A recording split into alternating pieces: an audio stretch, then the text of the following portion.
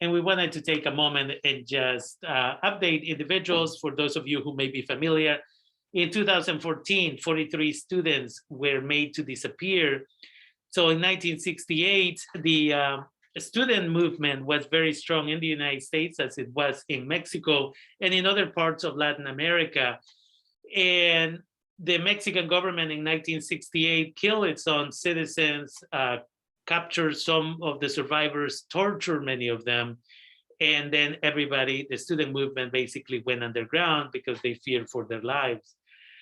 And in 2014, students would commemorate that event of Tlatelolco. And every year they would get together, they would go out there, they would basically take a bus, and then they would take that bus to Mexico City, where they would march and protest and celebrate the great achievements of the student movement. And so I'm just going to read you the latest reports, which again, experts say that Mexican probe into missing students was falsified. This is from the Associated Press, published on March 28 by Maria Berza. And it says, Mexico City, a group of international experts said Monday, the Mexican government falsified investigations into the disappearance of 43 students in 2014 and from the start.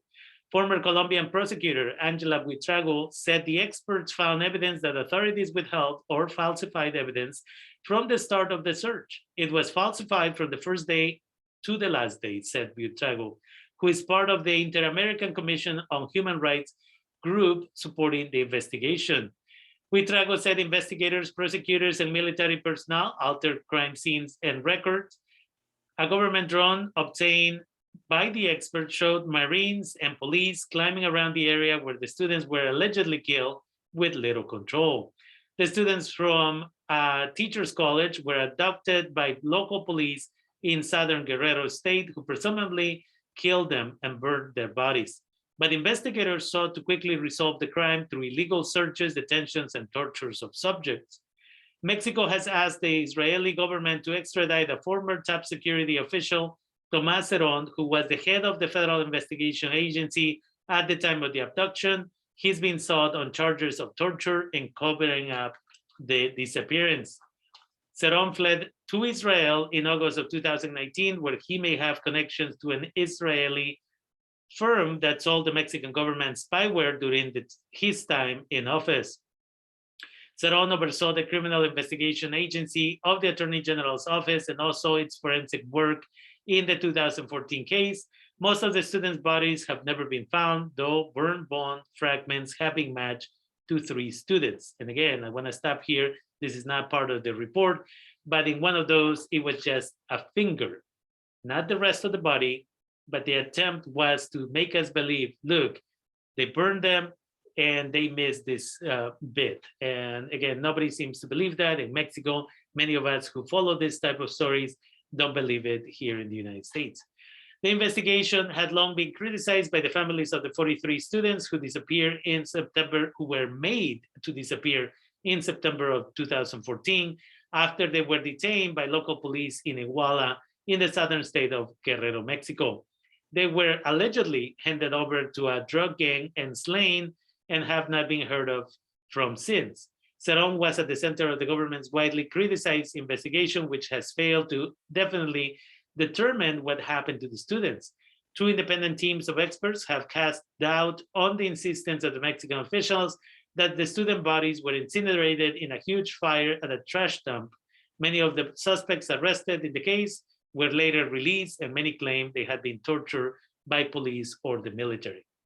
Among other evidence, and I'm done with that article, but among other evidence that we have knowledge of, again, is that one of the cell phones from one of the 43 students was still turned on, and the GPS proved that it was in the military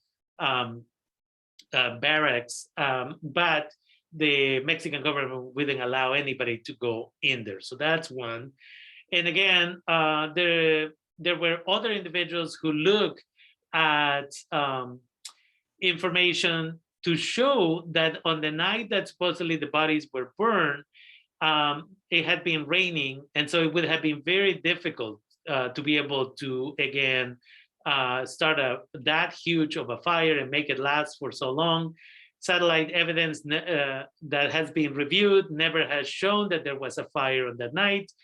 And later on, they said they burned the bodies with wood, but it would have left a lot of ashes, and there was not enough ashes there. Then they said, they changed the story and they say, no, we used tires to burn the bodies. Well, there was not enough wiring that is left over from the tires. Again, the question remains, where are the 43 students from Iguala, Mexico? And the last thing here, as a personal comment here, it's important that we always review the evidence. I always tell my students in my classes, who writes history? Because this article that I have read to you to a certain degree is a historical record now. They are writing a story about what happened and what it is said to have happened.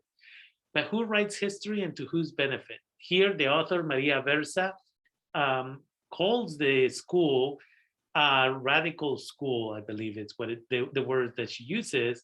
But again, it's something that changes the whole conversation. She has gotten to the point that the author has made a certain, by just adding that word to this article, just changes whether or not she's an objective reporter. And we have to question that. So again, just like I always say, just because I mentioned it here, even though I try to the best of my ability to present information as valid as possible, you always should have the interest in going and searching for yourself more information. Don't just rely on one individual, even with the best of intentions, to give you the answer to everything. So with that, we are going to stop talking about this for now, but we may play a beautiful song about them, the 43 students, later on.